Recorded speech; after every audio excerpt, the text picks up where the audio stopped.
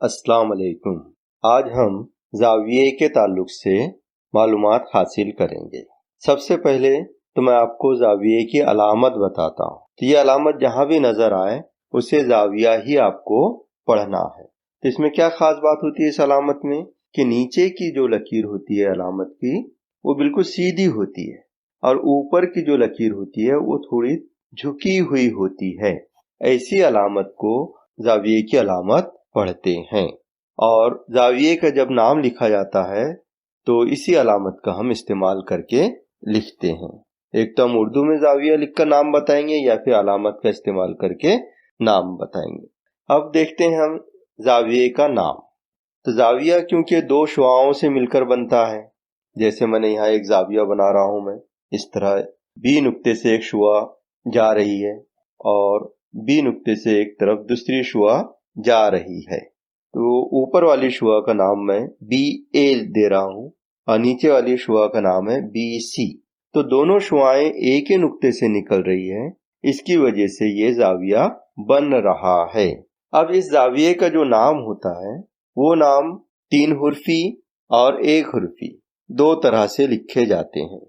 3 हुर्फी नाम में हम 3 हुर्फ का इस्तेमाल करते हैं और 1 हुर्फी नाम में सिर्फ 1 हुर्फ का इस्तेमाल करते हैं। तो यहाँ पर हम समझेंगे कि 3 हुर्फी नाम हम कैसा लिख सकते हैं। तो सबसे पहले 3 हुर्फी नाम देखिए, नुक्ता ए बी सी। तो ये पहला नाम हो गया ज़ाविये का। इस तरह हम लिखेंगे ज़ाविया ए बी सी। ये 3 हुर्फी नाम हो गया पहला। इसी ज़ाविये को हम उल्टी तरफ से भी पढ़ सकते हैं, तो ये भी 3 हुर्फी नाम हो गया। इस तरह ज़ाविया सी बी ए। अब 3 हुर्फी नाम इस ज़ाविये के 2 बन गए हैं। अब 1 हुर्फी नाम में कौन सा हुर्फ हम लेंगे? तो हम दरमियान का हुर्फ लेते हैं 1 हुर्फी नाम बताने के लिए ज़ाविये का। और दरमियान वाला जो नुक्ता होता है यहाँ पर जो बी है, इसे ज़ाविये का राज भी कहते हैं। यहाँ से दोनों शुआएं निकल रही है, दोनों शुआओं में ये अकेला है जो ऊपर वाली शुआ में भी इसका नाम शुमार किया जाता है, नीचे वाली शुआ में भी। यानी बी ए बी से शुरू हो रहा है, बी सी बी से शुरू हो रहा है। तो बी वाला नाम दरमियान का ज़ाविये का 1 हुर्फी नाम इस्तेमाल करते हैं। तो यहाँ लिखता हूं मैं ज़ाविया बी। ये इस ज़ाविये का 1 हुर्फी नाम है। तो 1 हुर्फी नाम हम जब भी लेंगे किसी ज़ाविये का, समझ जाना चाहिए कि वो दरमियान का नुक्ता है। अब इसके ज़ाविये की हम अज्जा देखते हैं कि इसमें कौन कौन सी चीजें शामिल होती है। जैसे ज़ाविये का रास, जिसे मैंने बताया हूं आपको, दरमियान का जो नुक्ता होता है वो ज़ाविये का रास कहलाता है। ज़ाविये की जो 2 शुआएं मैं बताया हूं, ये दोनों शुआओं को ज़ाविये के जिले भी कहते हैं। तो ज़ाविये में कितने जिले होते हैं? 2 जिले होते हैं। तो जो शुआ का नाम बताया है तो वो शुआ तीर का निशान लगा हुआ नजर आ रहा है आपको, बी ए। तो अगर हमें जिला बोल रहे हैं तो नाम बी ए नुक्ते तक आएगा, आगे का हम नहीं बताएंगे शुआ। तो बी ए एक जिला है और दूसरा है बी सी जिला। तो ज़ाविये में 2 जिले होते हैं और 1 नुक्ते रास होता है। अब हम देखेंगे कि ज़ाविये का छोटा बड़ापन कैसा पहचानते हैं। यहाँ पर मैं 3 ज़ाविये बना रहा हूँ, एक, ये दूसरा और ये तीसरा। तीनों ज़ावियों के जो राशि नुक्ते हैं 1 हुर्फी नाम दे रहा हूँ। पहले ज़ाविये का ए नाम दिया हूँ, दूसरे का बी और तीसरे का सी। अब इन ज़ावियों को देखकर आप बताइए कि कौन सा बड़ा ज़ाविया नजर आ रहा है। तो यहाँ पर आप देखेंगे कि कुछ का जवाब होगा कि ज़ाविया ए छोटा है और कुछ जो है तो बोलेंगे ज़ाविया सी बड़ा है। लेकिन यहाँ पर गौर करने की बात यह है कि ये तीनों ज़ाविये 90 दर्जे के हैं, यानी तीनों की पैमाइश कैसी है? एक जैसी है। तो ये बड़े छोटे नहीं है, ये तीनों ज़ाविये कैसे हैं? एक जैसे हैं। लेकिन दिखाई देने में हमको ये छोटा दिखाई दे रहा है ए वाला, ज़ाविया बी उससे बड़ा नजर आ रहा है, ज़ाविया सी सबसे बड़ा नजर आ रहा है। तो ये जो शुआएं हम बता रहे हैं, ये शुआ जो है इसके सिरे पर तीर का निशान होता है। इसका मतलब ये है कि ये लामहदूद होती है, इस तरफ ये बढ़ सकती है कितनी भी। इसी तरह हम कितना भी बढ़ा सकते हैं। तो शुआ छोटी बड़ी होने की वजह से हम ये नहीं कह सकते हैं कि ज़ाविया छोटा है और ज़ाविया बड़ा है। शुआओं के छोटे बड़ेपन को देखकर हम ये नहीं बता सकते कि कौन सा ज़ाविया छोटा है या बड़ा है। तो जाविया छोटा बड़ा कैसे पहचानते हैं? यहाँ मैं 3 जाविया और बना रहा हूँ। ये जाविया X, जाविया Y और जाविया Z मैंने बनाया। अब बीच वाला जो जाविया है वो मैंने 90 दर्जे का बनाया हूँ। यहाँ लिख दिया हूँ 90 दर्जे। अब छोटा बड़ा जाविया पहचानने का तरीका याद रखिए आप कि जब दो शुआओं के दरमियान फासला कम हो तो वो छोटा जाविया होता है। सबसे कम फासला कौन से दो शुआओं में है? जाविया X में जो दो शुआएं हैं इनका फासला बहुत कम है, इसलिए ये छोटा जाविया है। उससे बड़ा कौन सा है? यहाँ देखेंगे हम जाविया Y जो 90 दर्जे का है, यानी पहले दोनों शुआओं से इन दोनों शुआओं में ज्यादा फासला है, ज्यादा फैले हुए हैं, इसलिए ये जाविया X से Y जाविया बड़ा है। उसके बाद में देखिए जाविया Z को। जाविया Z में दोनों शुआएं जाविया Y से भी ज्यादा फैली हुई है, दूर दूर है, ज्यादा फासला है, इसलिए जाविया Z सबसे बड़ा है। तो सबसे छोटा जाविया X, क्योंकि कम फैलाव है दोनों शुआओं में, उससे ज्यादा फैलाव जाविया Y में है, यानी ये X जाविये से बड़ा जाविया है Y, और इससे भी ज्यादा फैलाव Z जाविये में है, यानी ये दोनों जावियों से सबसे बड़ा जाविया है। तो ये जाविया पहचानने का तरीका है। छोटा बड़ा हम पहचान सकते हैं बगैर दर्जे बताए हुए। आज हम जावियों की 7 किस्मों के बारे में मालूमात हासिल करेंगे। जाविये ये 7 किस्म के होते हैं। तो सबसे पहले हम एक नुक्ता लेते हैं। यहाँ पर मैं इसका नाम A देता हूँ और A से एक शुआ बना रहा हूँ इस तरह। अब इसी शुआ पर एक दूसरी शुआ में बना रहा हूँ इस तरह। तो दोनों शुआएं एक के ऊपर एक हैं। जैसे घड़ी के कांटे कभी कभी एक के ऊपर एक आ जाते हैं, मिनट का कांटा घंटे के कांटे के ऊपर आ जाता है, उसी तरह ये एक के ऊपर एक 2 शुआएं मैंने यहाँ बनाया हूँ। अब ये घूमना शुरू होंगी तो जाविये बनना शुरू होंगे। जैसे घड़ी के कांटे जब घूमते हैं तो छोटे बड़े जाविये बनते चले जाते हैं। इसी तरह अब यहाँ से हम जाविये अलग अलग किस्म के बनाना शुरू करेंगे। अभी क्योंकि ये एक ही जगह है दोनों शुआएं, इसलिए इसे हम 0 दर्जे का जाविया कहते हैं। तो 0 दर्जे का जाविया इसे हम कहेंगे, और 0 दर्जे का जाविया है इसीलिए इसे 0 जाविया कहते हैं। यहाँ ये बात याद रखिए कि दोनों शुआएं एक के ऊपर एक है, यानी अभी यहाँ से जाविया बनना शुरू नहीं हुआ है, यानी ये 0 दर्जे पर है दोनों शुआएं, इसलिए हम इसको 0 जाविया कहते हैं। अब इसके बाद हम देखेंगे जाविये हाद्दा किसे कहते हैं। जाविया हाद्दा जो है वो 0 दर्जे से बड़ा लेकिन 90 दर्जे से छोटा होता है। तो हाद्दा जाविये बेशुमार बन सकते हैं, यानी बहुत सारे बन सकते हैं। हाद्दा जाविये ये बहुत सारे बनते हैं क्योंकि इसकी शुरुआत होती है 0 दर्जे से ज्यादा और 90 दर्जे से कम। यानी 0 दर्जे से ज्यादा बोले तो 1 दर्जा, 2 दर्जे, 3 दर्जे, 4 दर्जे, इस तरह 10, 20, 30, 40, 50, 60, 70, 80 दर्जे और 90 से कम दर्जे तक के बहुत सारे जाविये बनते हैं। ये सब के सब हाद्दा जाविये कहलाएंगे। शर्त क्या है? 0 से बड़ा होना चाहिए और 90 दर्जे से कम होना चाहिए, यानी 90 दर्जे से छोटा होना चाहिए। तो ऐसे जाविये को हम हाद्दा जाविया कहते हैं।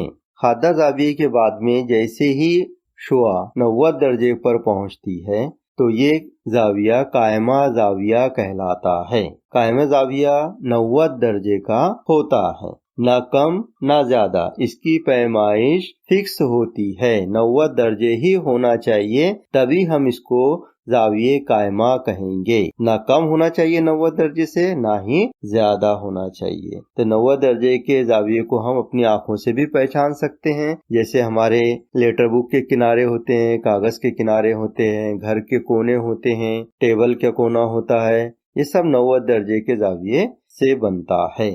तो हमने ये 3 जाविये अभी देखे हैं। 0 दर्जे का जाविया, उसके बाद में जैसे ही फासला थोड़ा बढ़ गया 0 दर्जे से ज्यादा तो ये बन गया हाद्दा जाविया।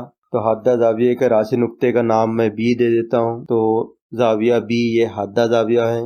इसके बाद हमने देखे कायमा जाविया जो 90 दर्जे का होता है, इसके राशि नुक्ते को मैं नाम देता हूँ C, यानी ये हो गया जाविये कायमा C 90 दर्जे का, ना छोटा ना बड़ा। अब हम 90 दर्जे के जाविये से बड़ा जाविया बनाएंगे, यानी 91 दर्जे, 92 दर्जे, 93 दर्जे। तो 90 दर्जे से जो बड़ा जाविया होता है लेकिन 180 दर्जे से छोटा, इसे हम मुनफरजा जाविया कहते हैं। तो मुनफरजा जाविये की क्या पहचान है कि वो 90 दर्जे से बड़ा होता है और 180 दर्जे से छोटा होता है। तो मुनफरजा जाविये भी बहुत सारे बनते हैं, यानी 90 से ज्यादा वाला जो जाविया होता है, ज्यादा दर्जे का जो जाविया होता है, वो मुनफरजा जाविया कहलाता है। यानी 91 दर्जे, 92 दर्जे, 93 दर्जे, इसी तरह 100 दर्जे, 110 दर्जे, 120 दर्जे, कहाँ तक के 180 से कम तक। 180 से कम तक जितने भी जाविये बनेंगे वो सब के सब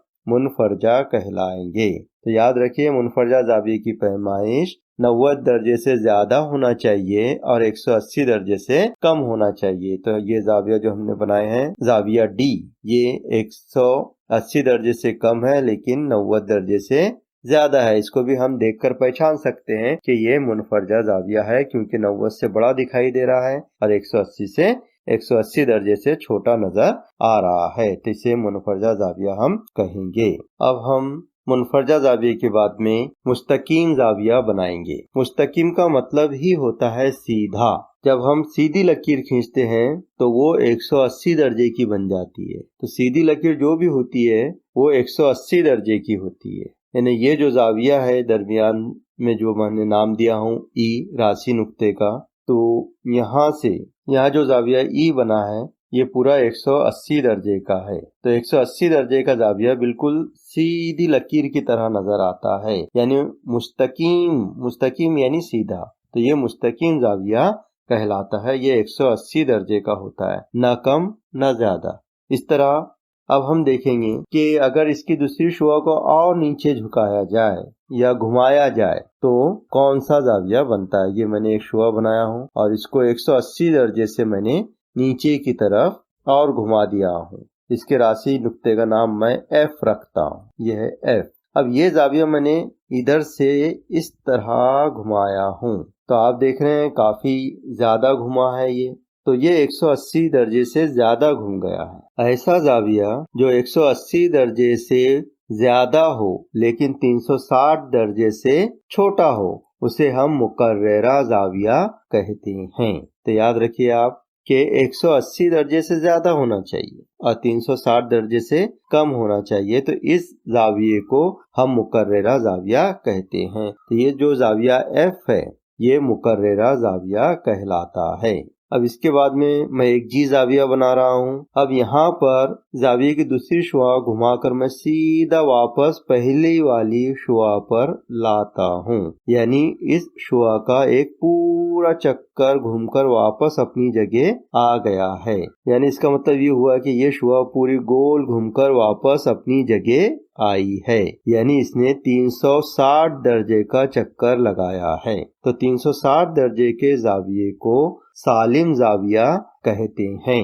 अब इसे पहचानने के लिए हमें ये बताना पड़ता है कि पहली शुआ घूमकर इस तरह वापस अपनी जगह आई है। अगर हम इस तरह का गोल निशान लगाकर नहीं बताएंगे तो 0 दर्जे के जाविये में यानी सिफर जाविये में और सालिम जाविये में फर्क नजर नहीं आएगा। तो सिफर जाविया जो बनता है वो भी दोनों शुआएं एक के ऊपर एक होती है, और 360 दर्जे का जाविया यानी सालिम जाविया जो होता है वो उसमें भी शुआ एक के ऊपर एक होती है। दोनों को पहचानने के लिए हमें ये बताना पड़ता है निशान के जरिए कि पहली शुआ पूरी तरह गोल घूमकर अपने असल मुकाम पर वापस आई है, यानी 360 दर्जे का पूरा चक्कर इसका मुकम्मिल हुआ है, इसीलिए इसको सालिम जाविया कहते हैं। तो हमने आज 7 जावियों के बारे में मालूमात हासिल किए हैं। सिफर जाविया जो सिफर दर्जे का होता है, उसके बाद में सिफर दर्जे से लेकर 90 दर्जे से कम तक जो जाविये बनते हैं वो सब हाद्दा जाविये होते हैं, यानी हाद्दा जाविये एक से ज्यादा बनते हैं। उसके बाद हमने सीखे कायमा जाविया 90 दर्जे का होता है। ये एक ही होता है क्योंकि इसकी पैमाइश 90 दर्जे होना चाहिए, ना कम ना ज्यादा, तभी हम इसको कायमा जाविया कहते हैं, और ये एक ही बनता है 90 दर्जे का। उसके बाद में है हमने सीखे मुनफरजा जाविया मुनफरजा जाविया 90 दर्जे से बड़ा होता है लेकिन 180 दर्जे से छोटा होता है। तो ये मुनफरजा जाविये भी बहुत सारे बनते हैं जिसे हम देखकर भी पहचान सकते हैं कि ये मुनफरजा जाविया है, और ये बहुत सारे बनते हैं क्योंकि 90 दर्जे से ज्यादा होना चाहिए और 180 दर्जे से कम होना चाहिए। उसके बाद में हमने मुस्तकीम जाविया समझे हैं। ये 180 दर्जे का होता है, ये एक ही बनता है, ना कम ना ज्यादा, बराबर 180 दर्जे होना चाहिए, तभी हम इसको मुस्तकीम जाविया कहते हैं। उसके बाद में 180 दर्जे से ज्यादा लेकिन 360 दर्जे से कम का जो जाविया होता है वो मुकर्ररा जाविया कहलाता है। ये जाविये भी एक से ज्यादा बनाए जा सकते हैं क्योंकि 180 से ज्यादा होना, 360 से कम होना, तो इसके दरमियान में बहुत सारे जाविये बन सकते हैं। इसी तरह जो आखिरी जाविया हमने देखे हैं सालिम जाविया, यानी 360 दर्जे का जाविया, इसको हम सालिम जाविया कहते हैं। यानी ये 0 दर्जे से घूमकर पूरा वापस जब शुआ अपने असली मुकाम पर आ जाती है तो पूरा जो एक गोल चक्कर लगा के अपनी वापस अपनी जगह आती है, तो ये 360 दर्जे का चक्कर होता है। यानी ये 360 दर्जे मुकम्मिल घूमकर आती है, इसीलिए इसको हम सालिम जाविया कहते हैं जो 360 दर्जे का होता है। आज हम कंपास बॉक्स के आलात का तारुफ और इस्तेमाल सीखेंगे। सबसे पहले हम लेते हैं नाप पट्टी, जिसे स्केल भी हम कहते हैं। तो स्केल का सही इस्तेमाल करना आपको सीखना है। शक्ल बनाते वक्त जब हम गिन कर बनाते हैं तो उनकी शक्ल में कुछ फर्क आ जाता है। ये फर्क नहीं आना चाहिए, इसलिए आज हम नाप पट्टी के बारे में समझेंगे। सबसे पहले तो आप देखिए, जो नाप पट्टी होती है, स्केल होती है, जो कंपास बॉक्स में रखी जाती है, वो 15 सेंटीमीटर की होती है। अब यहाँ पर अलग अलग किस्म की स्केलें आपके पास में होती है। बहुत से अलग अलग कलर की होती है, अलग अलग कंपनी की होती है, स्टील की भी होती है। तो उसमें क्या फर्क आता है वो पहले आप समझ लीजिए। बहुत सी स्केल में जो पहली लाइन होती है, 0 की लाइन जो होती है, वो एकदम किनारे पर होती है, नोक के पास में होती है। खास तौर से जो स्टील की स्केल होती है उसके अंदर बिल्कुल कहाँ होती है, नोक के पास होती है। और जो प्लास्टिक की स्केल होती है उसमें पहली लकीर जो स्केल पर बनी होती है वो थोड़ा से दूर बनी होती है, थोड़ा फासला होता है उसमें, और कुछ इसमें कुछ ज्यादा फासला होता है। तो यहाँ पर ही आप लोगों से गलती हो जाती है कि हम जब लाइन खींचते हैं गिनते हुए कि हमें 3 सेंटीमीटर की लाइन खींचना है, तो हम स्केल रखते हैं और स्केल के कोने के पास से 3 सेंटीमीटर का फासले तक लाइन खींच लेते हैं। लेकिन अगर 0 की लाइन एकदम शुरू में नहीं है, कोने पे नहीं है, तो आपका उतना हिस्सा तो बड़ा हो जाता है लकीर का, इसलिए वो लकीर गलत पैमाइश की हो जाती है। तो जब भी आप लकीर गिन कर खींचेंगे तो आपको सबसे पहले देखना होगा कि 0 की लाइन स्केल पर कहाँ है। तो 0 की लाइन से आप आगे गिनकर 1 सेंटीमीटर, 2 सेंटीमीटर, 3 सेंटीमीटर गिनकर आप लाइन खींच सकते हैं। अब इसके अंदर की जो लकीरें हैं उसे भी हम समझ लेते हैं। जैसे 0 से लेकर 1 तक कुल 10 निशानात होते हैं। बारीक बारीक जो लाइनें आपको नजर आ रही है, ये 10 निशानात होते हैं। 0 से लेके आप गिनेंगे, 0 से यहाँ से शुरू करेंगे, 1 2 3 4 5 6 7 8 9 10। तो ये 10वीं लाइन के पास में 1 लिखा जाता है, यानी ये 1 सेंटीमीटर। तो 1 सेंटीमीटर में आपने कितनी लकीरें गिने हैं, 10 लकीरें गिने हैं। तो ये जो 10 लकीरें हैं इसकी भी पैमाइश होती है, इसको कहा जाता है मिलीमीटर। क्या कहा जाता है, मिलीमीटर। इसको मिलीमीटर लिखते हैं, और अंग्रेजी में mm लिखा जाता है, मिलीमीटर। और सेंटीमीटर को अंग्रेजी में cm लिखा जाता है, सेंटीमीटर। तो 1 सेंटीमीटर में कितने मिलीमीटर होते हैं, 10 मिलीमीटर होते हैं। यानी जो छोटी छोटी लकीरें होती है, तो एक छोटी लकीर से दूसरी छोटी लकीर तक के फासला 1 मिलीमीटर का होता है। इस तरह जब 10 मिलीमीटर हो जाते हैं तो वहां हम 1 लिखते हैं, यानी ये हो गया 1 सेंटीमीटर। इस तरह और 10 लकीरें होती है, उसको गिनकर हम वहां लिख देते हैं 2 सेंटीमीटर। तो इस तरह हर 10 सेंटीमीटर के बाद में 1-1 सेंटीमीटर हम लिखते चले जाते हैं। इसमें आप गौर करेंगे 0 से 1 सेंटीमीटर के दरमियान में जो लकीरें खींची गई है उसमें एक लकीर बड़ी नजर आएंगी आपको। वो लकीर कौन से नंबर की होती है, 5वें नंबर की होती है, यानी 5 मिलीमीटर की लकीर होती है। ये इसलिए लगाई जाती है कि अगर हमको 1.5 सेंटीमीटर की लाइन खींचना है तो हम फौरन खींच सके कि 1 सेंटीमीटर हो जाता है। 5 सेंटीमीटर आपको गिनने की जरूरत नहीं, 5 की बड़ी लकीर फौरन आपको नजर आती है, वहां आप निशान लगा सकते हैं। और अगर 1 सेंटीमीटर के बाद में अगर 1.7 सेंटीमीटर आपको लाइन खींचना है तो 5वीं लाइन से आप गिनेंगे, पहली लाइन से आपको गिनने की जरूरत नहीं, क्योंकि आप जानते हैं बीच की दरमियानी लकीर जो बड़ी है वो 5 मिलीमीटर की है। इसी तरह आपको 2.8 सेंटीमीटर पर निशान लगाना है, तो आप 2 सेंटीमीटर आपको नजर आ रहा है, उसके बाद में 5 के बाद में आप 6, 7, 8 यहाँ पर आप निशान लगा देंगे, यहाँ तक कि आपकी लंबाई 2.8 सेंटीमीटर हो गई। तो इस तरह जो है स्केल का सही इस्तेमाल हमको करके आना चाहिए। तो इसमें याद रखिए कि जो छोटी छोटी लकीरें होती है ये मिलीमीटर की होती है, इसको mm भी लिखा जाता है, और जो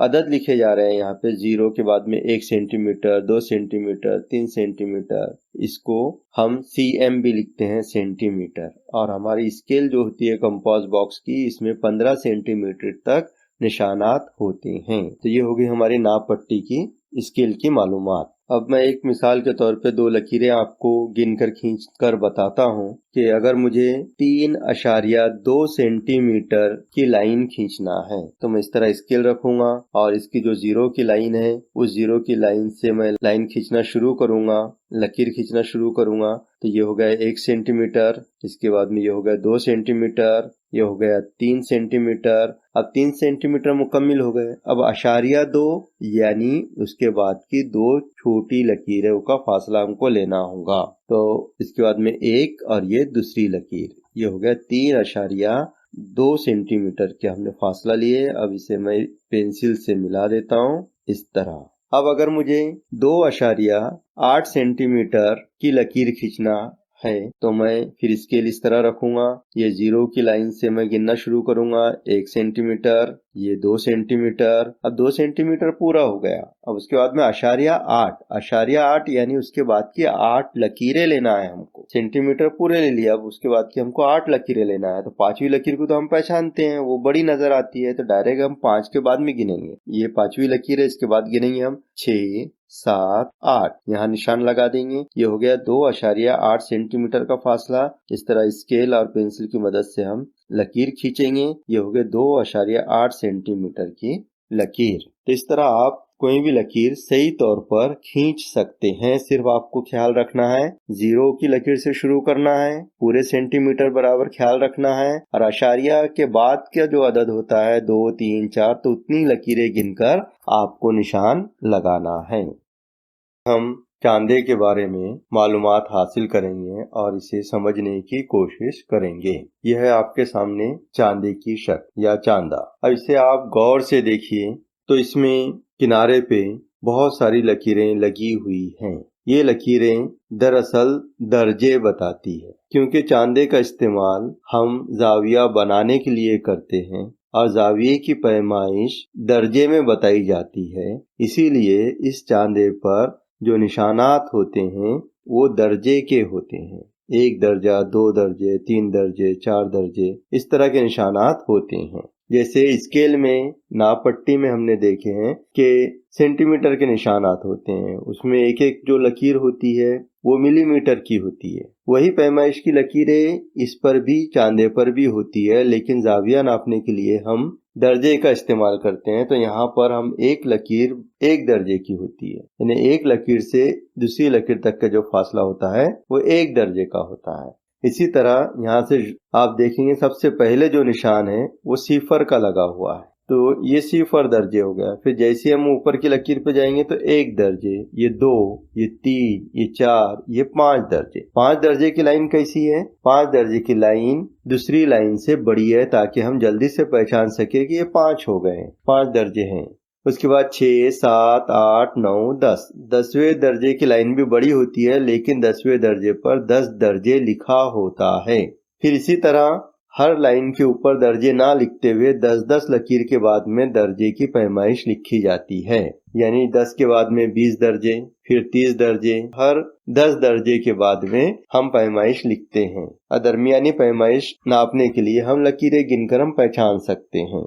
जैसे 25 दर्जे, तो ये 20 दर्जे और ये पांचवी लाइन जो है वो 25 दर्जे की है, यानी 20, 21 दर्जे, 22 दर्जे, 23, 24 दर्जे और ये 25 दर्जे। हाँ, दोबारा समझिए, जैसे 25 दर्जे पे हमको निशान लगाना है तो यहाँ पर 20 दर्जे पर है हमारे पास निशान, डायरेक्ट 20 तक आएंगे, और 20 और 5 25, तो 25 के लिए 5 लाइनें और लेना पड़ेंगी हमको, 20 में मिलाना पड़ेंगी। तो 20 के बाद में ये 21 दर्जे, 22 दर्जे, 23 दर्जे, 24 दर्जे और ये 25 दर्जे की पांचवी लाइन बड़ी होती है, इसलिए पहचान के लिए ये बड़ी लकीर होती है, हम फौरन 25 पे निशान लगा सकते हैं। और अगर 28 पे लगाना है हमको तो फिर हम डायरेक्ट 5 के पास से गिनना शुरू करते हैं, क्योंकि हमको मालूम है ये 20 और ये 5 25, फिर 26, 27, 28, इस तरह हम 28 दर्जे की लाइन को पहचान सकते हैं कि वो कहाँ पर है। इस तरह आप गौर से देखते जाएंगे तो 10 दर्जे है, निशान लगा हुआ है, लिखा हुआ है,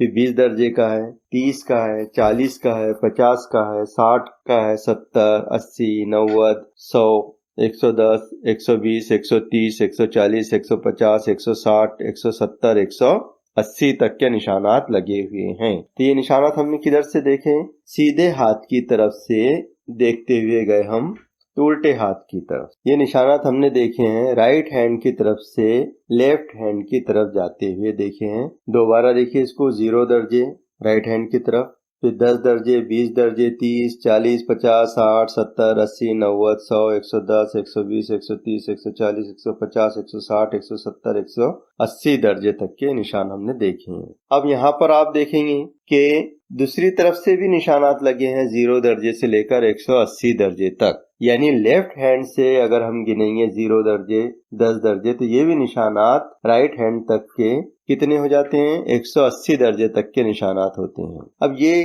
आप सोचेंगे कि ये 2 मर्तबा निशानात क्यों हैं, दाईं तरफ से भी क्यों है, बाईं तरफ से भी क्यों है? तो ये दोनों तरफ से निशानात इसलिए होते हैं, कभी हम जाविया सीधे हाथ की तरफ बनाते हैं, कभी हम जाविया उल्टे हाथ की तरफ बनाते हैं, इसलिए हमको दोनों निशानात की जरूरत पड़ती है। तो अब उसका भी इस्तेमाल मैं थोड़ा आगे बताऊंगा आपको। अब इसे एक जो इसमें सबसे अहम चीज है वो ये है कि चांदे का मरकज कहाँ होता है, ये सबसे अहम चीज है। इसके बगैर आप कोई भी जाविया बना नहीं सकते, सही पैमाइश कर नहीं सकते। आपको चांदे का मरकज मालूम होना चाहिए कि वो कहाँ पर है। तो बहुत ही आसान है, आप कभी भूल नहीं सकते हैं। देखिए सबसे पहले नीचे की लाइन देखिए, 0 की लाइन। देखो आपको 0 की लाइन देखना है। चांदे का जो किनारा होता है, ये ज्यादा का किनारा जो होता है प्लास्टिक का, इसे नहीं गिना जाता है। हमको 0 की लाइन से मतलब है, 0 की लाइन ही देखना है, उसी को इस्तेमाल करना है, क्योंकि 0 की लाइन जो है तो उसको पैमाइश के अंदर लिया जाता है, और ये जो बाकी का जो हिस्सा नीचे का बचा होता है प्लास्टिक का, ये हिस्सा हमारे कोई काम का नहीं होता, पैमाइश के लिए इसका इस्तेमाल नहीं होता। तो याद रखिए 0 की लाइन दिख रही होगी आपको, 0 की लाइन 180 दर्जे तक के, चाहे दाईं तरफ से देखो चाहे बाईं तरफ से देखो, 0 की लाइन सबसे नीचे आपको नजर आ रही है, ये लाइन है 0 की 180 दर्जे तक के। अब यहाँ पर आप देखिए ऊपर की जानिब देखिए, जहाँ 90 दर्जे का निशान लगा हुआ है, एकदम सीधी लाइन। अब ये 90 दर्जे की लाइन को आप गौर से देखते जाइए, कहाँ आकर मिलती है वो 90 दर्जे की जो लाइन है वो आकर मिलती है 0 की लाइन को। तो 0 की लाइन से जहाँ वो टच करती है, मिलती है, ये चांदे का मरकज कहलाता है। और ये मरकज दिखाने के लिए एक छोटा सा हर चांदे में ऐसा गोल निशान लगा दिया जाता है कि ये दोनों लकीरें, नीचे की 0 की लाइन, ऊपर की 90 दर्जे की लाइन यहाँ आकर मिले हैं, और ये चांदे का मरकज है। अब जब भी हमको जाविया नापना हो या बनाना हो, इस मरकज का ही हमको इस्तेमाल करना पड़ता है।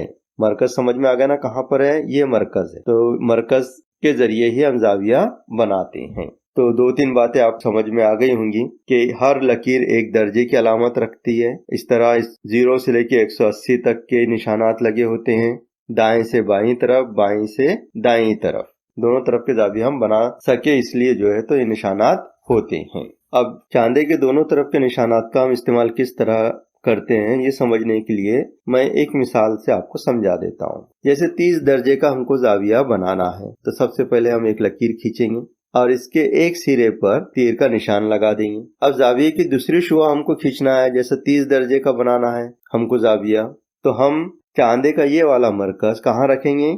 इस लकीर के इस नुक्ते पर। इसको नाम दे देता हूं मैं समझने के लिए, ए नाम दे देता हूं। ए नुक्ते पर रखेंगे हम, चांदे का मरकज रखेंगे। चांदे का जो मरकज हमको दिखाई दे रहा है 90 दर्जे का, 90 दर्जे की जो लाइन नीचे आ रही है 0 दर्जे की लाइन से जहां वो मिल रही है उसको मरकज कहते हैं। ये मरकज को उठाकर यहाँ रखना है। हमारा चांदा किस तरह होता है? जिसमें से हम आर पार देख सकते हैं, हमको नीचे की लकीर नजर आती है। इसीलिए ये चांदे को हम उठाकर यहाँ पर बराबर इस नुक्ते पर, ए नुक्ते पर रख सकते हैं और बराबर देख भी सकते हैं कि वो मरकज बराबर उस नुक्ते पर आया है या नहीं आया। और नहीं आया तो बराबर सरका के उसके ऊपर रखना पड़ता है। अब जो 0 की लाइन है वो 0 की लाइन की भी बहुत अहमियत है। वो 0 की लाइन हमारी खींची हुई ये शुआ जो है इसके ऊपर ही आना चाहिए, बिल्कुल इसके ऊपर उसने मुंतबक होना चाहिए। मुंतबक बोले तो एक के ऊपर एक, ऐसा ऊपर और नीचे नजर नहीं आना चाहिए 0 की लाइन, लाइन के ऊपर ही लाइन आना चाहिए 0 की। अब मरकज रख दिए हमने, 0 की लाइन हमारी खींची गई शुआ की लाइन के ऊपर आ गई। अब गिनेंगे किधर से? हम कौन से 0 से गिनेंगे? इस तरफ के 0 से गिनेंगे, राइट हैंड की तरफ से। इधर तीर का निशान है ना, तो इधर वाले 0 से ही गिनना पड़ेगा हमको। तो यहाँ से हमने गिनना शुरू किए 0 दर्जे से 10, 20, 30 या 30 दर्जे पे हम निशान लगा देते हैं। चांदा हटाकर स्केल और पेंसिल के जरिए हम इसको इस तरह मिला देते हैं। ये बन गया 30 दर्जे का जाविया। अब हम जो है तो एक और 30 दर्जे का जाविया बनाएंगे। ये मैंने एक शुआ खींचा हूँ, इस नुक्ते का नाम मैंने बी रखा हूँ। अब शुआ की सिमत किधर है? उल्टे हाथ की तरफ है, लेफ्ट हैंड के साइड में है।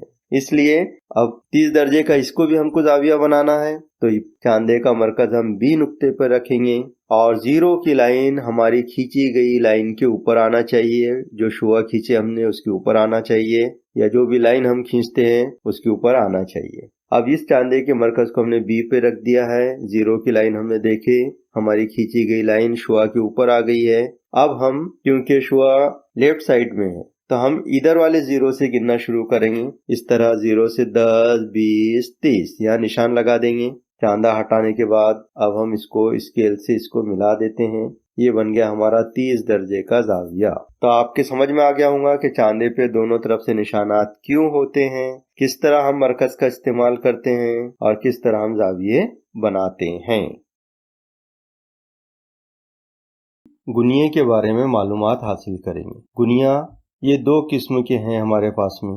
ये आपके सामने 2 गुनिये नजर आ रहे हैं। गुनिये बहुत अहमियत के हामिल हैं। सबसे पहले तो गुनिये के जरिए हम 4 किस्म के जो जाविये होते हैं वो फौरन बना सकते हैं और इन्हीं गुनिये की वजह से बहुत सारी जो शक्लें होती है उसे सही बनाने के लिए हम इस्तेमाल करते हैं।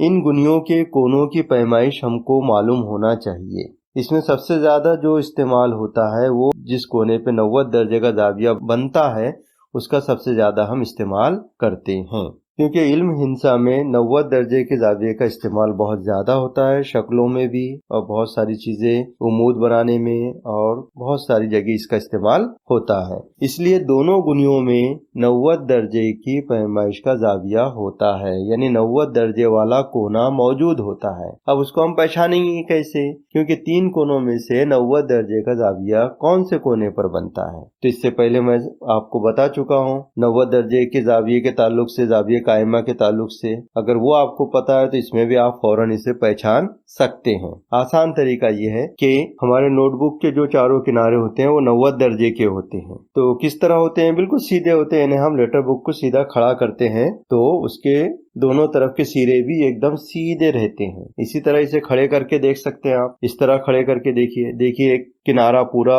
हमारा नीचे सीधा है और एक किनारा बिल्कुल सीधा है। तो जो किनारा एकदम सीधा ऊपर जा रहा है और जो एकदम सीधा नीचे है वो 90 दर्जे का जाविया यहाँ पर बनाता है, यानी ये वाला कोना 90 दर्जे के जाविये का है। अब दूसरे में भी इसी तरह हम चेक कर सकते हैं। इसको रख कर देखिए, ये नीचे वाला किनारा एकदम सीधा आ गया, ये बिल्कुल सीधा है, इसके ऊपर उमूद है, यानी ये कोना 90 दर्जे का है। अब रह गए 2 कोने। तो इन 2 कोनों में इस गुनिये में आप गौर से देखेंगे कि दोनों कोनों का झुकाव एक जैसा नजर आ रहा है। तो ऊपर का वाला भी 45 दर्जे का रहेगा, नीचे वाला भी कोना 45 दर्जे का रहेगा। दूसरे गुनिये में आप देखिए, एक कोना बहुत बारीक है और दूसरा बड़ा है, तो नीचे वाला जो है 30 दर्जे का रहता है और ऊपर वाला 60 दर्जे का रहता है। ये आप इसकी शक्ल बनाकर चांदे की मदद से आप गिनकर भी जांच सकते हैं, तो आपको पता चलेगा कि कौन से गुनिये के 3 कोने कौन कौन से दर्जे के होते हैं। तो ये मैंने आपको बता दिया। अब इसे याद रखिए आप। अब जब भी आपको 45 दर्जे का जाविया बनाना है तो आपके पास में 2 चीजें हैं। आप चाहे तो चांदी की मदद से भी बना सकते हैं, या फिर हमको मालूम है कि इस गुनिये में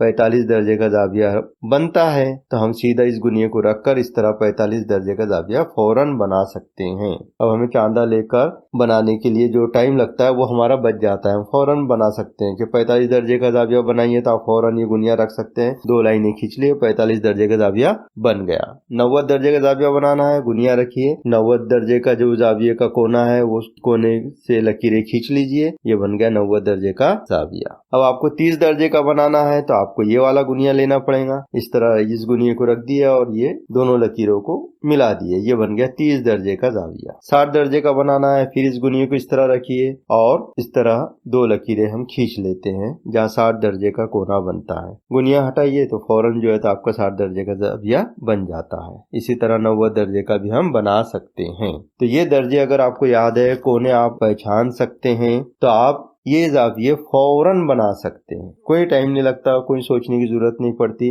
फटाफट जो है तो 90 का आप बना सकते हैं, 45 का बना सकते हैं, 30 दर्जे का बना सकते हैं और 60 दर्जे का भी बना सकते हैं। तो ये तमाम बातें आप याद रखिए, कोनों की पहचान कीजिए और आसानी के लिए एक काम कीजिए, प्रैक्टिस के लिए कि इसकी शक्लें बनाइए और चांदे से गिन कर देखिए कि वाकई में इतने दर्जे का जाविया यहाँ पर बनता है या नहीं बनता। इस तरह आप प्रैक्टिस करेंगे तो आपके ज़हन नशीन हो जाएंगी बात कि हाँ ये 60 दर्जे का जाविया बन रहा है, यहाँ पर 30 दर्जे का बन रहा है, यहाँ पर 90 दर्जे का बन रहा है। अब इसके बाद देखते हैं प्रकार। प्रकार का इस्तेमाल तो आप जानते हैं, दायरा बनाने के लिए हम इस्तेमाल करते हैं। इसके अलावा प्रकार से हम कौस भी खींचते हैं, यानी अगर किसी जाविये की तनसीफ करना है, मुख्तलिफ इल्म हिंसा की शक्लें बनाना है तो हमको कौस खींचने की जरूरत पड़ती है, तो हम प्रकार से कौस खींचते हैं। तो प्रकार का इस्तेमाल हम दायरा बनाने के लिए इस्तेमाल करते हैं। दूसरा, अगर कोई जाविया है, जाविये की तनसीफ करना है, तो उसके लिए भी हम प्रकार का इस तरह इस्तेमाल करते हैं।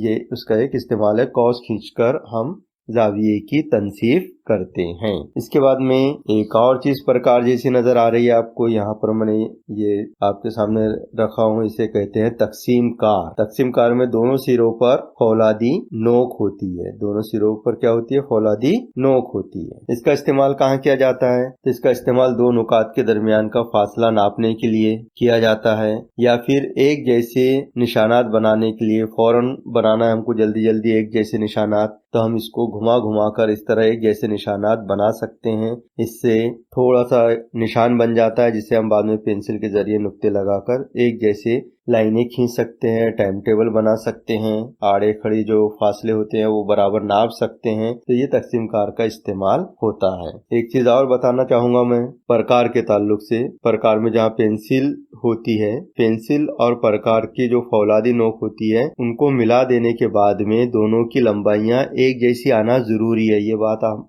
हमेशा याद रखिए कि पेंसिल की नोक और फौलादी नोक जो होती है प्रकार में, जिससे हम दायरा बनाते हैं, वो उनकी लंबाइयां कैसी होना चाहिए? एक जैसी होना चाहिए। ऐसा नहीं कि पेंसिल बहुत आगे तक के आपने लगा दिए हो, या फिर पेंसिल एकदम पीछे की तरफ आपने खींच लिए हो जिसकी वजह से नोक छोटी हो गई हो। तो इस बात का ख्याल रखिए, इससे सही दायरे बनते हैं, सही कौस बनते हैं अगर ये पेंसिल की नोक और प्रकार की फौलादी नोक की लंबाई एक जैसी हो। तो ये बात याद रखिए। तो आज हमने देखे गुनिये के बारे में, प्रकार के बारे में और तकसीम कार के बारे में। धीरे धीरे आप इसका इस्तेमाल भी सीख जाएंगे।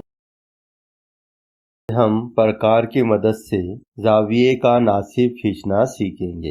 ये भी बहुत आसान है। इसमें हमें प्रकार का इस्तेमाल करना होगा। सबसे पहले तो हम ये समझ लें कि जाविये का नासिब किसे कहते हैं। नासिब बना है निस्फ से, निस्फ यानी आधा। तो जाविये का नासिब खींचना मतलब जाविये को 2 बराबर हिस्सों में बांटना। तो जाविये का नासिब हम खींचना सीखेंगे। अब कोई भी दर्जे का जाविया ले लीजिए, कोई भी जाविया आप यहाँ पे बना सकते हैं। यहाँ मैंने ये जाविया बनाया हूँ, जाविया ABC।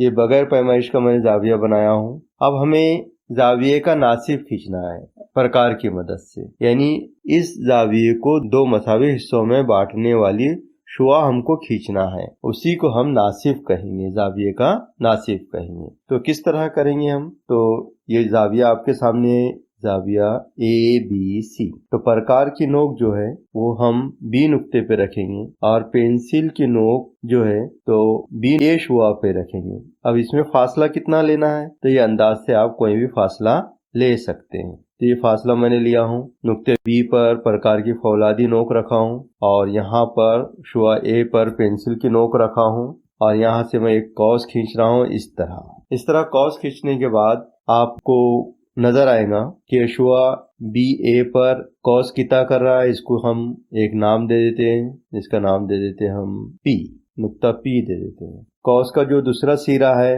वो शुआ BC को कितना कर रहा है, इसको एक नया नाम दे देते हैं हम, Q दे देते हैं, PQ। अब प्रकार में थोड़ा ज्यादा फासला लेना है और क्योंकि हमें इस जाविये के दो बराबर हिस्से करना है दरमियान से, तो कॉस अब हम खींचेंगे जाविये के दरमियान में अंदाज से। तो नुक्ते P पर हम प्रकार की फौलादी नोक रखेंगे और प्रकार में थोड़ा फासला बढ़ाकर हम एक कॉस दरमियान में खींचेंगे इस तरह। अब ये फासला प्रकार में बरकरार रखिए, हिलाना नहीं है इसे। अब फौलादी नोक नुक्ते P से उठाकर नुक्ते Q पे रखिए और एक दूसरा कॉस इस तरह खींचिए कि वो पहले कॉस को किता कर सके। इस तरह आप देख रहे हैं अब दोनों कॉस ने एक दूसरे को किता किया हुआ है, तो जहां वो किता कर रहा है उस नुक्ते को एक नया नाम दे देते हैं हम, नुक्ता O दे देते हैं। अब ये नुक्ता जाविये के दरमियान में है। अब हमें जाविये का नासिफ खींचना है, यानी निस्फ करने वाला, आधा करने वाली शुआ हमको खींचना है। तो हम नुक्ते B से स्केल और पेंसिल की मदद से नुक्ते O तक एक शुआ खींचेंगे इस तरह। ये मैंने शुआ खींचा हूँ। अब यहाँ पर जाविये के दो हिस्से हो गए हैं, तो BO जो शुआ है ये जाविये का नासिफ कहलाता है, क्योंकि ये जाविये को दो हिस्सों में तकसीम करती है। तो शुआ BO ये जाविये की नासिफ है और ये जाविये को दो मसावी हिस्सों में तकसीम करती है। यानी अगर हमारा जाविया 50 दर्जे का है तो 25-25 दर्जे के ये दो जाविये बन जाते हैं। तो इन दो जावियों के नाम हम लिख सकते हैं इस तरह। हमारा पहला जो बड़ा जाविया था उसका नाम था ABC। अब दो जाविये बन गए तो इसके नाम किस तरह रहेंगे वो भी देख लीजिए। ये मैंने जाविये की अलामत लगाया हूँ और ये पहले जाविया ले रहा हूँ मैं ABO, ये एक जाविया बन गया है। दूसरा जाविया O से हम यहाँ नाम शुरू करेंगे, OBC, ये दूसरा जाविया बन गया है। इस तरह हमने एक जाविये के दो हिस्से किए हैं और जिसकी वजह से दो हिस्से हुए हैं उसको हम नासिफ कहते हैं। तो BO शुआ जो है ये नासिफ है। अब हम 80 दर्जे का जाविया बनाकर उसकी तनसीफ करेंगे। तनसीफ करने का मतलब भी होता है आधा आधा बांटना, मतलब हमको जाविये का नासिफ खींचना होगा। तो सबसे पहले तो हमें 80 दर्जे का जाविया बनाना है। तो ये मैं 80 दर्जे के जाविया बनाने के लिए पहले एक शुआ खींच रहा हूँ इस तरह। इसको नाम दे देता हूँ मैं B और इस नुक्ते को नाम दे देता हूँ मैं C। BC शुआ मैंने खींचा हूँ। अब मुझे 80 दर्जे पैमाइश का जाविया बनाना है। जाविया बनाने के लिए अब मुझे चांदे की जरूरत पड़ेगी। ये मैं चांदा लिया हूँ। चांदे का मरकज आपको पता है कहाँ पर है, जो 90 की लाइन ऊपर से आ रही है, 90 दर्जे की लाइन जो ऊपर से आ रही है और 0 दर्जे की लाइन को जहाँ मिलती है इस जगह, इस नुक्ते को B नुक्ते पे रखेंगे और 0 की लाइन BC शुआ के ऊपर ही आना चाहिए, ना नीचे जाना चाहिए और ना ही ज्यादा ऊपर जाना चाहिए, बल्कि लाइन के ऊपर ही 0 की लाइन आना चाहिए इस तरह। अब शुआ किधर है? तीर का निशान इस तरफ लगा हुआ है, तो इस तरफ के 0 से हम गिनेंगे, क्योंकि चांदे में दोनों तरफ 0 होते हैं, दोनों तरफ 180 दर्जे लिखा होता है। तो अब किधर से गिनना चाहिए?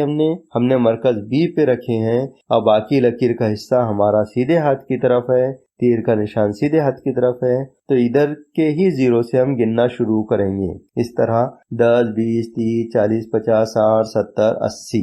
यहाँ पे हम निशान लगाएंगे, चांदा हटा लेंगे, स्केल और पेंसिल के जरिए हम इसको मिला देते हैं। ये बन गया हमारा 80 दर्जे का जाविया। एक नुक्ता और लेकर यहाँ जाविये का नाम लिख देते हैं, हम A लिख देते हैं। ABC जाविया हमने बनाए हैं, जो कितने दर्जे का बना है? 80 दर्जे का बना है। अब 80 दर्जे के जाविये की हमको तनसीफ करना है। तनसीफ करना यानी दो मसावी हिस्सों में बांटना, उसको कहते हैं तनसीफ करना। तो तनसीफ किसके जरिए करते हैं हम? तनसीफ करते हैं हम नासिफ के जरिए। हमको इस जाविये का नासिफ खींचना पड़ेगा। जो निस्फ करने वाली शुआ होती है उसको हम नासिफ कहते हैं। तो वो किस तरह खींचते हैं हम? तो सबसे पहले प्रकार लेंगे हम। प्रकार की नोक बी नुक्ते पे रखेंगे। प्रकार में मुनासिब फासला लेकर पेंसिल से एक कॉस बनाएंगे। कॉस बनने की वजह से हमको दो नुकात मिल जाते हैं। इन दो नुकात को हम कोई भी नाम दे सकते हैं। इसका नाम दे देते हैं पी और इसका दे देते हैं क्यू। अब प्रकार की नोक हम पी नुक्ते पे रखेंगे और प्रकार में थोड़ा फासला और ज्यादा बढ़ा लेंगे और एक कॉस हम दरमियान में खींचेंगे जाविये के इस तरह। अब प्रकार की नोक पी नुक्ते से उठा के क्यू पे रखेंगे। यहाँ पर इस बात का ख्याल रखिए कि पी नुक्ते से जितना फासला पेंसिल में था प्रकार में था वही फासला नुक्ते क्यू पे रखते वक्त प्रकार में होना चाहिए। अगर आप उठाते वक्त थोड़ा कम ज्यादा फासला करेंगे तो हमारा जो नासिफ है वो गलत बन जाएगा। तो नुक्ते पी का जो फासला था वही फासला क्यू पर रखते हुए हमको प्रकार में बरकरार रखना है और दूसरा कॉस इस तरह खींचना है कि वो पहले कॉस को किता करे इस तरह। अब यहाँ पे जो नुक्ता मिला है इसको हम ओ नाम दे देते हैं। अब पेंसिल और स्केल के जरिए इस नुक्ते को हम मिला देते हैं, यानी नुक्ते बी से एक शुआ खींचते हैं इस तरह। ये जाविये का नासिब बन गया है। इस नासिब की वजह से जाविये की तनसीफ हुई है, दो मसावी हिस्सों में ये बढ़ गया है, यानी ये दो जाविये बन गए हैं। दोनों भी मसावी पैमाइश के बन गए हैं। ऊपर वाला भी 40 का दर्जे का, नीचे वाला भी 40 दर्जे का। तो इस तरह हम बता सकते हैं कि मेजरमेंट जाविया ए बी सी बराबर है। ऊपर वाले जाविये का नाम लिखेंगे हम पहले, जाविया ए बी ओ, और दूसरा जाविया उसमें जमा करेंगे। दो हिस्से किए हमने तो इसका नाम लिखेंगे हम ओ बी सी, मेजरमेंट जाविया ओ बी सी। तो इस तरह मेजरमेंट जाविया ए बी सी कितने दर्जे का था? 80 दर्जे का था।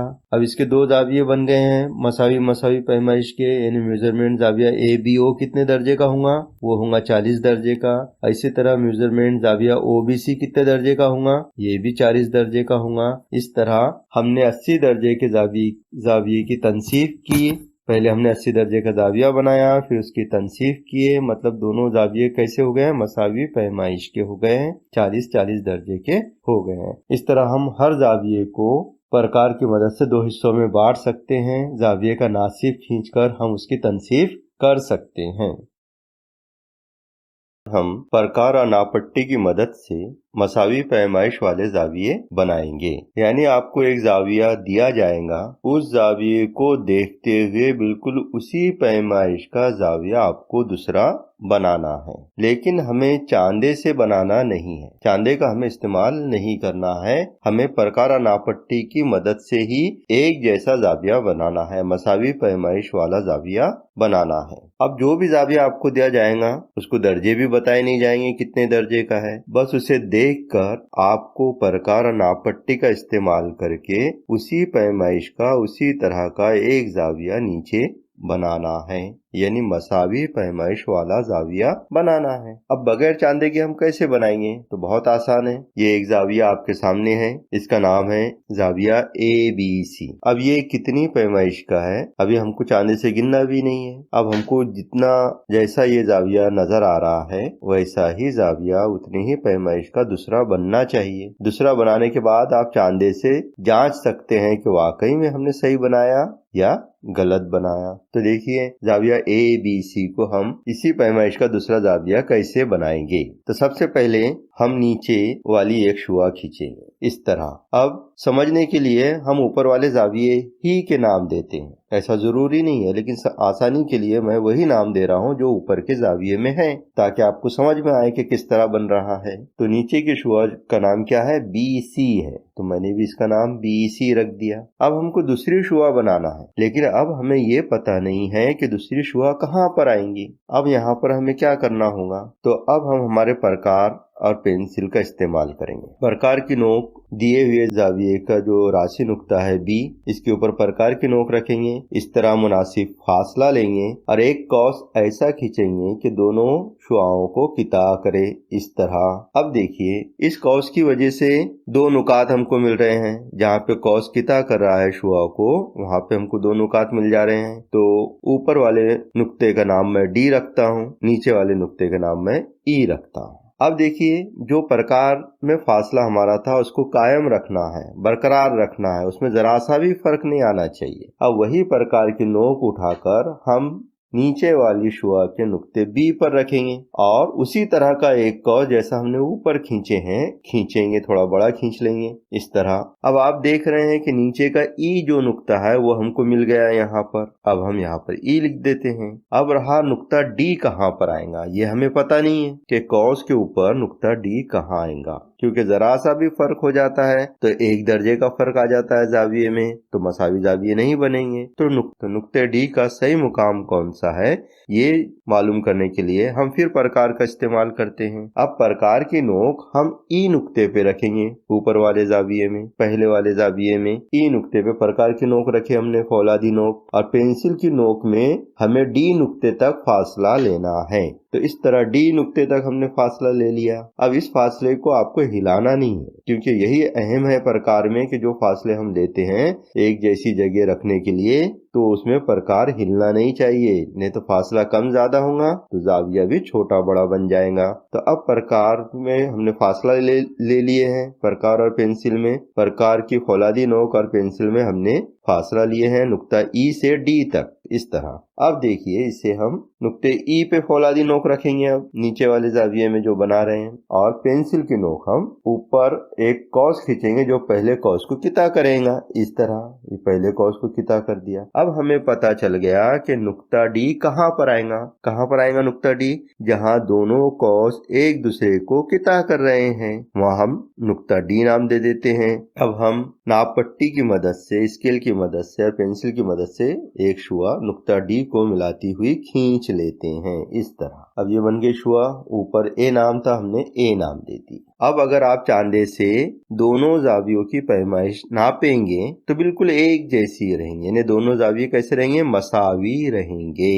अब रहा जावियों को नाम देने की, तो आपके समझने के लिए मैंने जो मसावी जाविया बनाया हूँ उसको एक जैसे नाम दिया हूँ। तो आप ऐसा भी कर सकते हैं कि अपनी पसंद के नाम भी रख सकते हैं। पहले पूरा जाविया बना लिए, नुक्तों के नाम देने की जरूरत नहीं, वही तरतीब से बनाते चले गए। पूरा बन जाने के बाद आप अपने पसंद के नाम जाविये को दे सकते हैं, जैसे PQR, XYZ, जो भी आपको नया नाम दे रहा है तो आप दे सकते हैं। तो अब आपको क्या करना है, अब आपको अपने दिल से एक जाविया बनाना है और मसावी जाविये बनाने की प्रैक्टिस करते रहना है, और चांदे की मदद से नाप कर जांचना है कि सही बनाए या नहीं बनाए। तो इस तरह बार बार आप प्रैक्टिस करेंगे तो आप बहुत ही स्पीड से मसावी पैमाइश के जाविये प्रकार और नाप पट्टी की मदद से बना सकेंगे।